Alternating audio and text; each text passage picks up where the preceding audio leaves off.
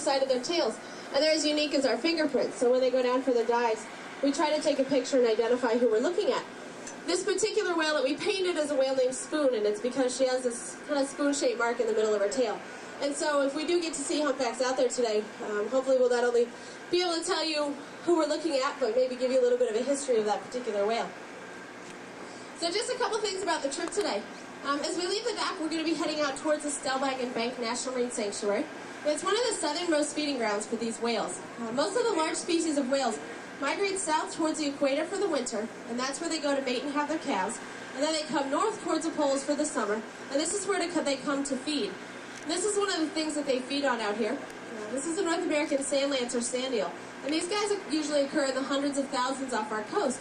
So using this method of feeding, the way that the humpbacks do, we think that they're up here eating about 2,000 pounds of fish every single day, which is about 1 million calories that they consume. And in our life, that's equal to about 1,500 Whoppers from Burger King is what they're up here having to eat every single day out here. So they have a big job. And as far as where we see them, they could be anywhere. They've been moving around a whole lot. There haven't been lots and lots of whales out here this summer. Some of you may have heard that. There have been a couple scattered around, and we haven't seen them every trip. But just to give you a heads up, don't expect to go out there and see 50 whales. But keep your fingers crossed, because you never know. There he is.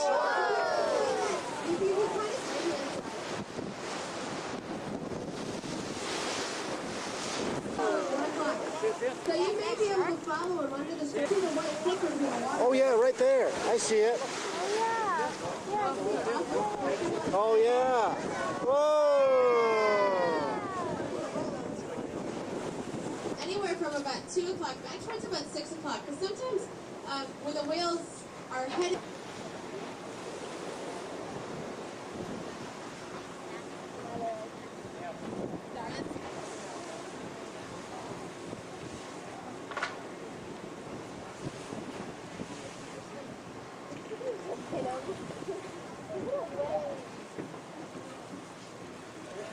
So now you're going to want to watch all around here for this. There's a lot of bait in the area,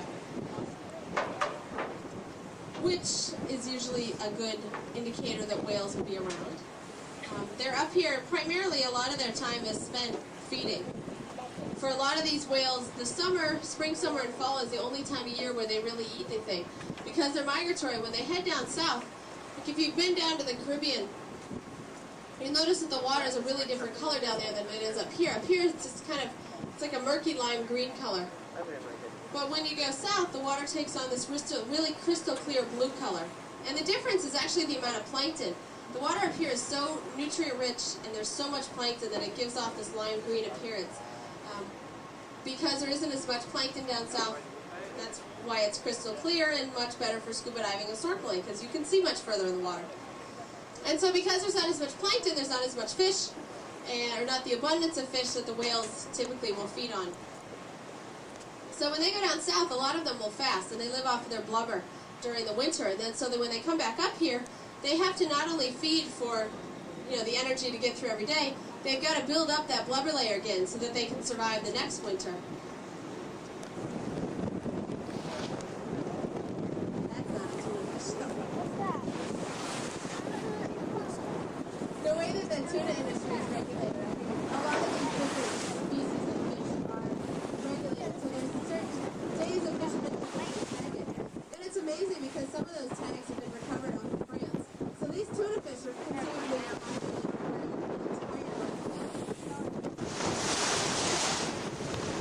There he goes. Behind there.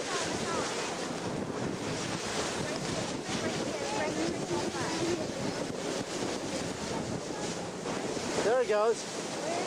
Yeah. He was sounding.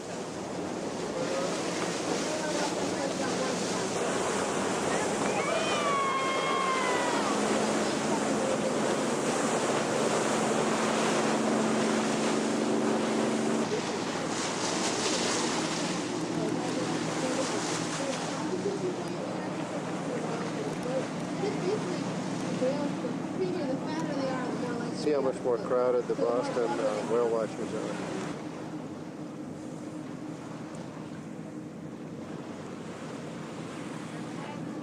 Jeffries actually is only part of it, but They're all part of the Stellwagen Bank National Marine Sanctuary.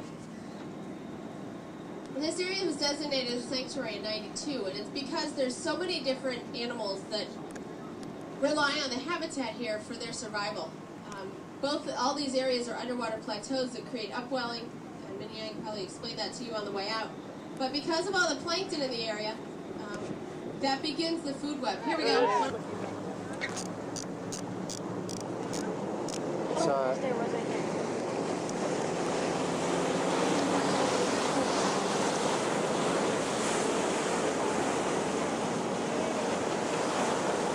There he is.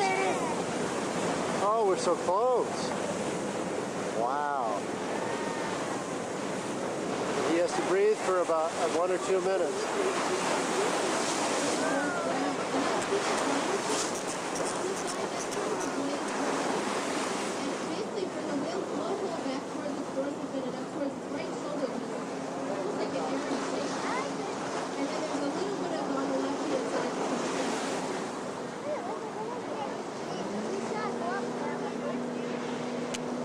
That is so big. Look at the size of it. Wow. Isn't it huge, Sky? Ouch. It actually looks like a whale that's been out here the last couple of days. The trailing edge is the back part of that dorsal fin, and there's a big notch out of the lower part of it. And then there at about 4 o'clock, you can see that round circular slip patch. That's what we call a footprint or footprint.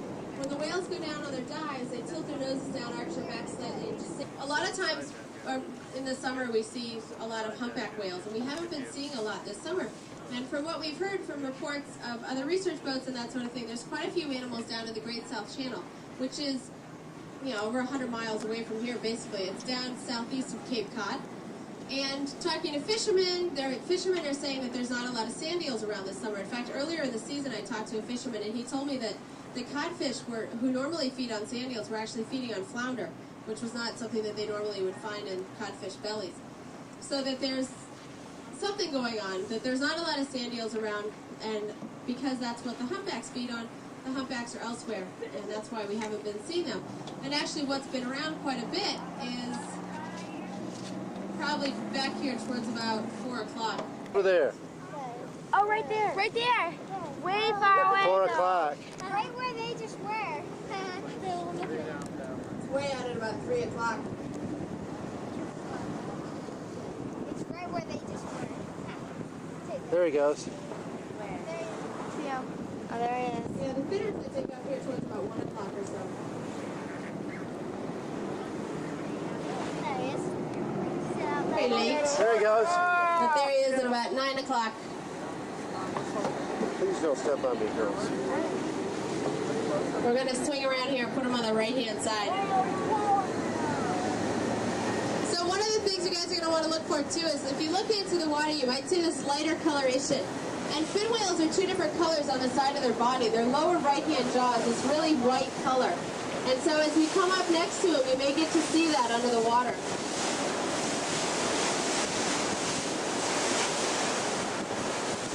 Coming up right here at about 11 o'clock. Oh, look at his back. Should get another look here. So if you look really carefully, you'll be able to see this light color coming up. That's an awesome look at this whale. Let's get another look. He hasn't gone down yet. Probably going to go down this time. There he goes. Ahoy! Arch.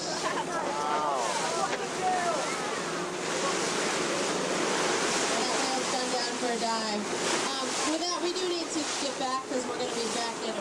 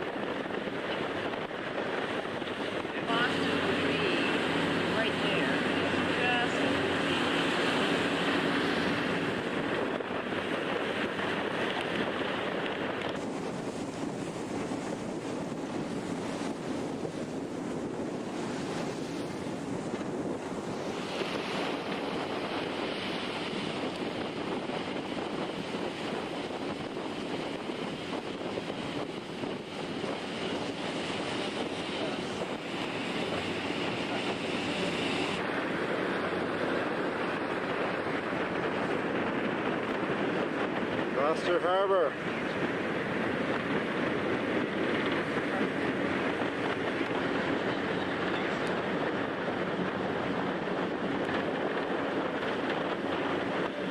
Castle.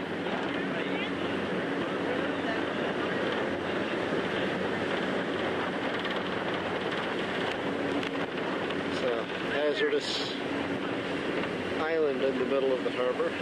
I think it's called 10-Pound Island. Just an enormous mansion.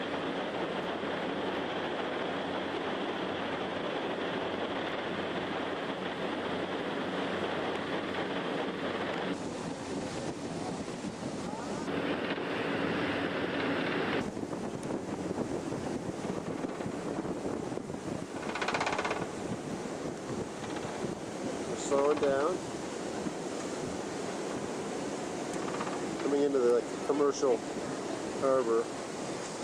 Dad, look, that house has a cupola. Get upstairs. What was the talk about upstairs, and is it fun?